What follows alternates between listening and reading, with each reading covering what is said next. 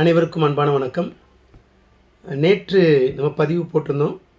அதாவது 2ஆம் திருப்புதல் தேர்வுக்கு 2 மார்க்ஸ் என்னென்னலாம் படிக்கணும் அப்படின்னு சொல்லி ஒரு டிஸ்கிரிப்ஷனில் லிங்க் கொடுத்துருந்தேன்.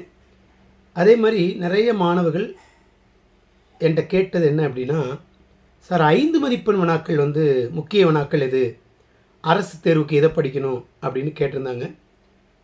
நான் ஏற்கனவே இந்த 5 மதிப்பெண் வினாக்களை பற்றி காலாண்டு தேர்வுக்கே பதிவு போட்டிருந்தேன். இந்த காலாண்டு தேர்வுக்குரிய பாடப்பகுதிகள் இருக்குல்ல, அந்த பாடப்பகுதிகளை நல்லா சாய்ஸ் விடாமல் அதில் உள்ள 5 மதிப்பெண் வினாக்களை படித்தாலே போதுமானது. 5 மதிப்பெண் வினாக்களை பொறுத்தளவு சரிங்களா. அப்போது இருந்தாலும் எந்த 5 மதிப்பெண் வினாக்களுக்கு அதிக முக்கியத்துவம் கொடுப்பது அப்படின்னு பார்க்கும்பொழுது, அடிக்கடி கேட்டது எனக்கு தெரிந்து நிறைய மாவட்டங்களுடைய கொஷின் பேப்பரை நான் ரெஃபர் பண்ணதில் வெர்சைல்ஸ் உடன்படிக்கையுடைய சரத்துக்கள், ஜெர்மனியோடு தொடர்புடைய வெர்சைல்ஸ் உடன்படிக்கையுடைய சரத்துக்கள், அதே மாதிரி முதல் உலகப் போர் ஏற்பட காரணங்கள், 2ஆம் உலகப் போரின் விளைவுகள், 1806 வேலூர் புரட்சியின் கூறுகள் சரிங்களா, வரலாறுல இதெல்லாம் முக்கியமானது. அதே மாதிரி வீரபாண்டிய கட்டபொம்மன், ஜாக்சன், நான் சொல்கிறதுலே உங்களுக்கு 8 மதிப்பெண் வினாக்களும் வந்துடும் சில நேரங்களில். அதனால் கவனமாக படிக்கணும்.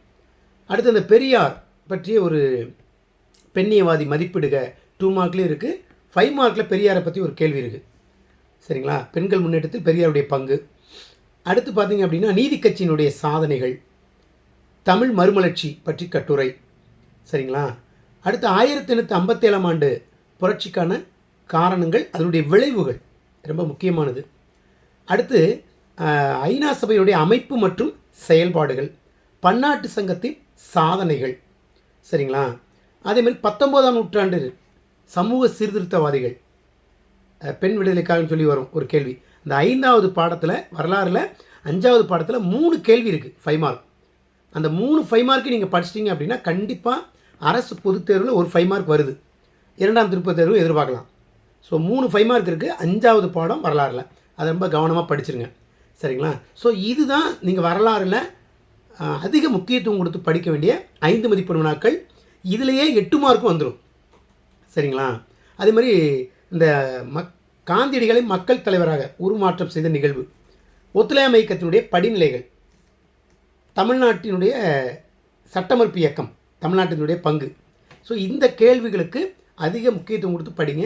கிட்டத்தட்ட ஒரு 15லேருந்து கொஷின் நான் சொல்லியிருப்பேன். 15 கொஷின் குறையாமல் நான் சொல்லியிருப்பேன் வரலாறு பகுதியில் சரிங்களா. எல்லா மாணவர்களும் இது படிக்க முடியுமா அப்படின்னா கண்டிப்பாக முடியாது.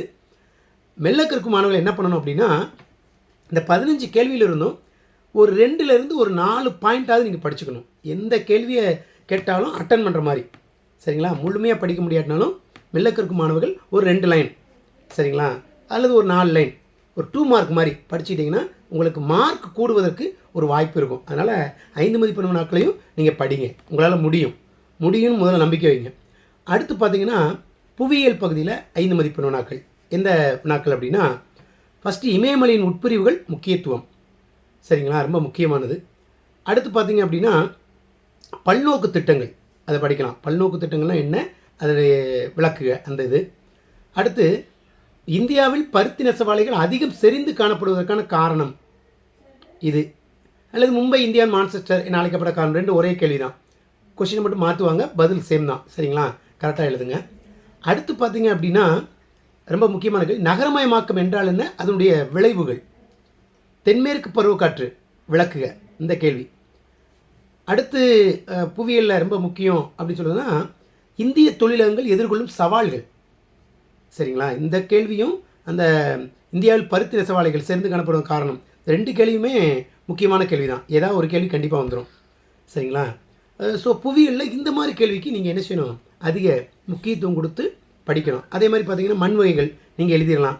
காடுகளின் வகைகள், காடுகளின் முக்கியத்துவம்னா இம்பார்ட்டன்ஸ் ஆஃப் ஃபாரஸ்ட், அது ரொம்ப முக்கியம், கரெக்டாக கவனித்து எழுதணும் சரிங்களா.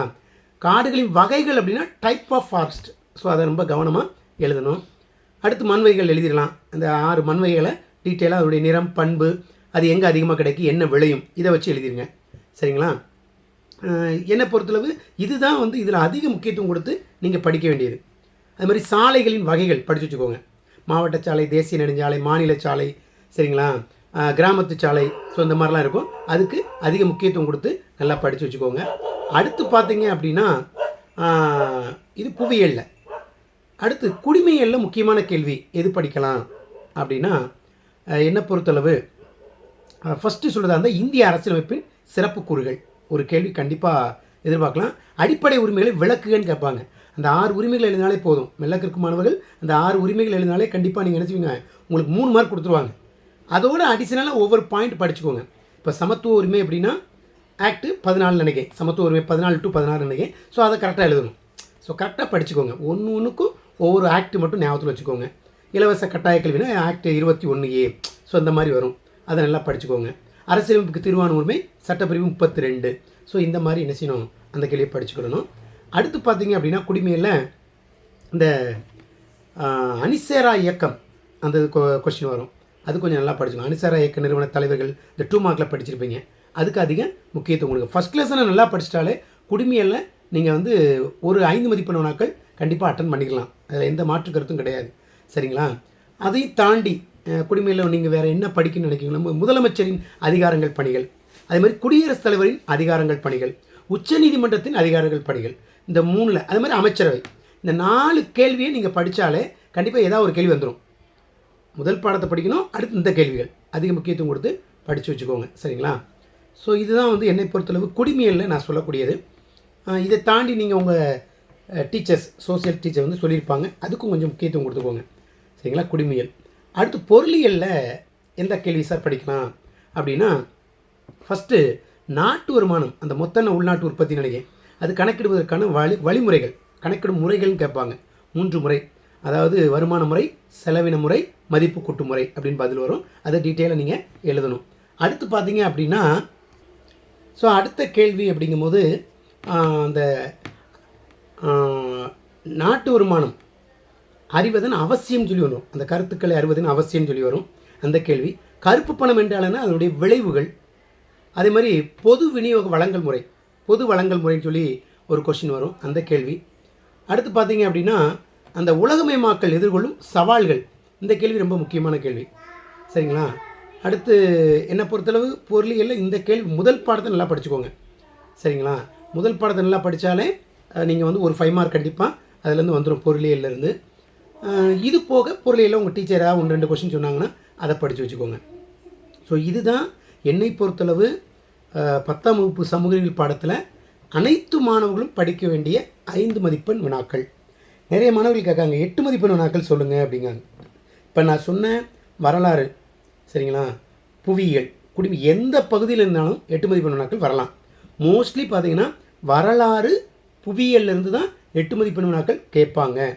8 மதிப்பெண் வினாக்கள் எப்படி கேட்பாங்க, ஒரே கேள்வியாக இருக்கலாம் அல்லது சப்ரிவேஷன் கொடுப்பாங்க. 2 சப்ரிவேஷன். இப்போ வரிசை சொல்லக்கூடிய சரத்துக்களை கோடிட்டு காட்டுக, ஜெர்மனியோடு தொடர்புடையது, இதுக்கு 4 மார்க். பன்னாட்டு சங்கத்தின் பணிகளை மதிப்பிடுக, இதுக்கு ஒரு 4 மார்க், இப்படி கேட்கலாம். சரிங்களா? ஸோ இந்த மாதிரி கேள்விகள் இருக்கலாம்.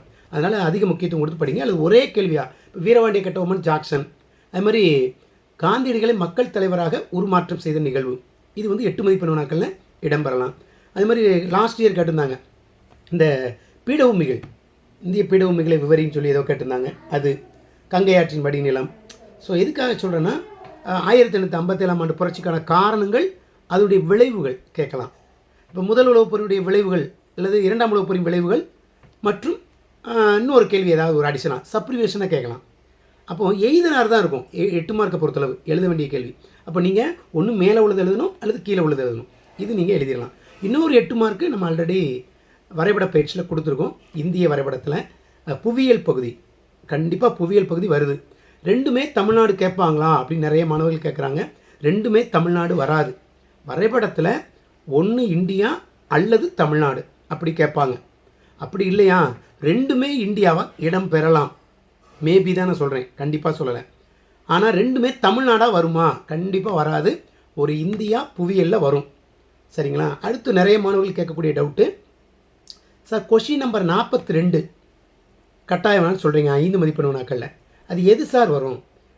உலக வரைபடம் வருமா அல்லது இந்திய வரைபடம் வருமா வரலாறுல அப்படின்னு நிறைய மாணவர்கள் கேட்குறாங்க. அது எதுனாலும் அவங்க எடுக்கலாம், ஏதாவது ஒன்று தான் வரும். உலக வரைபடம் கேட்டாங்கன்னா இந்திய வரைபடம் வராது, அது எய்தரார் கிடையாது. அதை நல்லா புரிஞ்சுக்கோங்க. சரிங்களா? ஸோ ஒரே கேள்வி, ஒரு 5 இடங்கள் கொடுத்து ஒன்று உலக வரைபடத்தை குறிக்க சொல்லுவாங்க, அல்லது அது கிடையாது, அது கொடுக்கல அப்படின்னா இந்திய வரைபடம் கொடுத்து 5 இடங்கள் கொடுப்பாங்க. நீங்கள் ரெண்டையுமே நல்லா பார்த்து வச்சுக்கிறது நல்லது. என்னை பொறுத்தளவு இதுதான் வரும்னதை நம்ம டிசைட் பண்ண முடியாது. கடந்த ஆண்டு வேர்ல்டு மேப் கேட்டாங்கன்னா இந்த ஆண்டு இந்தியா எடுக்கலாம், ஏன் வேர்ல்டு மேப் கேட்டால் அதே வேர்ல்டு மேப் வராதா அப்படின்னு நிறைய பேர் கேட்பீங்க. அதனால் ரெண்டுக்குமே அதிக முக்கியத்துவம் கொடுத்து பார்த்துக்கோங்க. இன்னொன்று நான் குறிப்பாக சொல்கிறது, 100 மார்க் வாங்கணும்னு எய்ம் பண்ணி படிக்கிறவங்களுக்கு தான் கொஞ்சம் அதிகமாக நீங்கள் படிக்கணும். கட்டாயவனா 28, கட்டாயவனா 42, சரிங்களா? நீங்கள் கம்பல்சரி அதை எழுதணும். எழுதாமல் வேறு எதுவும் வினாக்களை நீங்கள் எழுதிடாதீங்க. அது திருத்தக்கூடிய ஆசிரியர்கள் கண்டிப்பாக கண்டுபிடிச்சிருவாங்க. அது உங்களால் 100 மார்க் வாங்கவே முடியாது பிறகு. அது மாதிரி 1 மார்க் அதிக முக்கியத்துவம் கொடுக்கணும். புக்கு இன்சைடை நல்லா படித்து வச்சுக்கோங்க. 2 1 வேர்டு அல்லது ஒரு 1 வேர்டாவது உறுதியாக புக்குக்கு உள்ளேருந்து வருது. அது எது கேட்பாங்கன்னு தெரியாது. அதுதான் கட்டாயவனா பார்த்தீங்கன்னா நான் 40 வினாக்கிட்ட காலாண்டுக்கு ஒரு 25 கொடுத்தேன். அதுக்கப்புறம் எக்கனாமிக்கிலேருந்து ஒரு 15 எவ்வளோ கொடுத்துருந்தேன். ஸோ அதைத்தான் நான் கட்டாயவனாவாக கொடுத்துருக்கேன். அது போக நிறைய மாவட்டங்களில் கேட்கப்பட்ட, அதாவது திருப்புதல் தேர்வு, அரையாண்டு தேர்வு, காலாண்டு தேர்வில் இடம்பெற்ற கட்டாய வினாக்களை தொகுத்து நான் சில வீடியோஸ் கொடுத்துருக்கேன். ஸோ அதையும் நீங்கள் என்ன செஞ்சுக்கோங்க, படிச்சுக்கோங்க.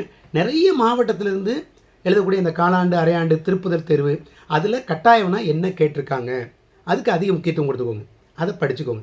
ஸோ இதெல்லாம் படித்து உங்களுடைய ப்ரெசன்டேஷன் நல்லா இருக்கணும், அவசரப்படக்கூடாது, கடைசி முடி ஹேண்ட் ரைட்டிங்கும் நல்லா இருக்கணும், பாயிண்ட்ஸாக எழுதணும். இம்பார்ட்டன்ட் லைன்ஸ் உங்களுக்கு நல்லா தெரிஞ்சால் அதை பென்சில்ட்டு அண்டர்லைன் பண்ணுங்கள், டைம் இருந்தால் மட்டும், சரிங்களா?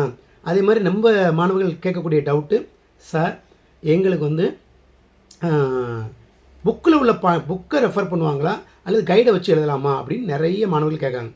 நல்லா கவனிங்க, நீங்கள் எழுதக்கூடியதுக்கு மார்க் எதை வச்சு போடுவாங்கன்னு புக்கில் உள்ளதான் பார்ப்பாங்க. எந்த கைடையும் ரெஃபர் பண்ணி கைடில் எவ்வளோ தான் கொடுத்தாங்க அதனால் நான் எழுதுனேன் அப்படின்னு நீங்கள் ஒன்றுமே சொல்ல முடியாது. புக்கில் எவ்வளோ இருக்கோ அவ்வளோது நீங்கள் எழுதணும். அது ரொம்ப ரொம்ப முக்கியம். புக்கை தான் ரெஃபர் பண்ணுவாங்க, கைடு எந்த கைடையும் ரெஃபர் பண்ண மாட்டாங்க அரசு பொதுத் தேர்வை பொறுத்தளவு, சரிங்களா? அதே மாதிரி பக்கமாக இல்லைனா தான் 5 மார்க் உண்டா, அப்படி கிடையாது. புத்தகத்தில் இப்போ ஒரு உதாரண நாயகனே சொல்லியிருக்கேன். இந்திய அரசியலமைப்பின் சிறப்பு கூறுகளில் 7 பாயிண்ட் இருக்கா, 7 பாயிண்ட் அந்த கேள்வி வந்துச்சுன்னா 7 பாயிண்ட் எழுதுனா உங்களுக்கு 5 மதிப்பெண்கள் உறுதி. அதனால் அதை மட்டும் ஷுவராக இருந்துக்கோங்க. புத்தகத்தில் உள்ளது தான் உங்களுக்கு மதிப்பெண்கள். அதனால் அதை பார்த்து நல்லா படிச்சுக்கோங்க. 1 மார்க்குக்கு அதிக முக்கியத்துவம் கொடுங்க. ஏன்னா 100 மார்க் வாங்கக்கூடிய மாணவர்கள் புக் பேக்கே படிக்காமல் இருக்காங்க. அது ரொம்ப வருந்தத்துக்குரியது, சரிங்களா? அதனால் புக் பேக் 1 வேர்டுக்கு முதல்ல படிச்சுட்டு புக்கு இன்சைட் படிங்க. நம்முடைய யூடியூப் சேனலில் நிறைய அதை பற்றி போட்டுக்கிட்டே வரோம். ஸோ கண்டினியூவாக படிங்க. கண்டிப்பாக ஒரு தன்னம்பிக்கையோடு படிங்க. நானும் 100க்கு 100 மதிப்பெண்கள் சமூக அறிவியல் பாடத்தில் வாங்குவேன் அப்படிங்கிற இலக்கோடையும் தன்னம்பிக்கையோடையும் எந்த மாணவனோ மாணவியோ படிக்காலோ அவள் கண்டிப்பாக சமூக அறிவியல் பாடத்தில் அரசு பொதுத் தேர்வில் 10ஆம் வகுப்பில் 100க்கு 100 மதிப்பெண்களை உறுதியாக பெறுவாங்க. அதுக்கு உங்கள்கிட்ட நான் எதிர்பார்க்குறது அதிகமான ஹார்ட் ஒர்க், சரிங்களா? அதிகமாக செல்ஃபோன் பார்க்காதீங்க. நான் போடுறதே பதிவு அதுதான். செல்ஃபோனில் வந்து படிக்கிறதுக்காக பயன்படுத்தலாம், அதுவே அதிகமாக பயன்படுத்தக்கூடாது. அதில் நிறைய மாணவர்கள் கேம் விளாடுறாங்க. அது ரொம்ப ரொம்ப வருத்தத்துக்குரியது. இது யார் விளாட்றாங்கன்னா நல்லா படிக்கக்கூடிய மாணவிகளே விளாட்றாங்க. அதான் ரொம்ப வருத்தத்துக்குரியது. ஸோ பெற்றோர்கள் அதை ரொம்ப கண்ணும் கருத்துமாக இருங்க. டிவி அதிகமாக பார்க்காதீங்க, அதிகமாக விளையாட போகாதீங்க. ஸோ என்னென்னலாம் நான் சொல்லணும்னு நினச்சேனோ அதெல்லாம் இந்த 5 மதிப்பெண் வினாக்களில் வீடியோவில் நான் சொல்லியிருக்கவும் செஞ்சுருக்கேன், அட்வைஸும் பண்ணியிருக்கேன். இதை ஒரு அட்வைஸாக நினச்சாலும் சரி, அல்லது ரெக்வஸ்ட்டாக நினச்சாலும் சரி, அல்லது நீங்கள் ஆர்டராக நினச்சாலும் சரி, எல்லாம் உங்கள் நன்மைக்கு தான். ஸோ அரசு பொதுத் தேர்வில் சமூக அறிவியல் பாடத்தில் ஒவ்வொரு மாணவனும் அதிக மதிப்பெண்களை பெறணும், 100க்கு 100 மதிப்பெண்களை பெறணும் என்பதுதான் என்னுடைய வேண்டுகோள். ஸோ அடுத்த பதிவில் சந்திப்போம். நன்றி, வணக்கம்.